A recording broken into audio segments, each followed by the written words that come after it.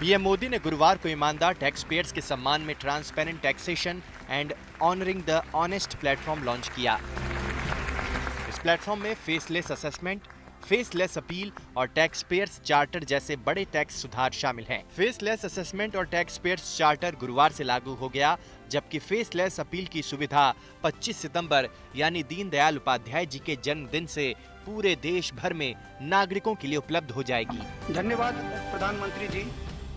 अब मैं आपसे अनुरोध करूंगा कि आप अपने विचारों से हमारा मार्गदर्शन करें।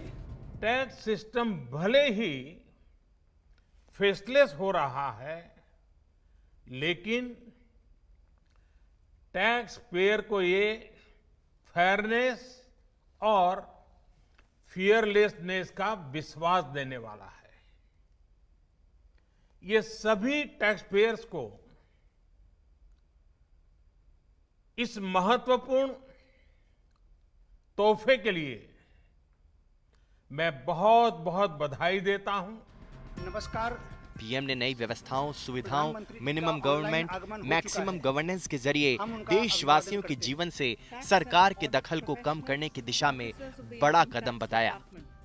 आज हर नियम कानून को, हर पॉलिसी को प्रोसेस और पावर सेंट्रिक अप्रोच से बाहर निकालकर उसको पीपल सेंट्रिक और पब्लिक फ्रेंडली बनाने पर बल दिया जा रहा है।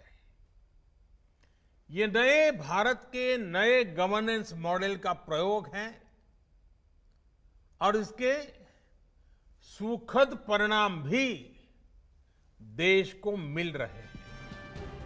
वहीं नए टैक्स चार्टर के आने से भी टैक्स नियमों को आसान बनाने और करदाता के किसी भी काम में टैक्स अधिकारी के दखल को खत्म करने का भरोसा भी पीएम ने दिया।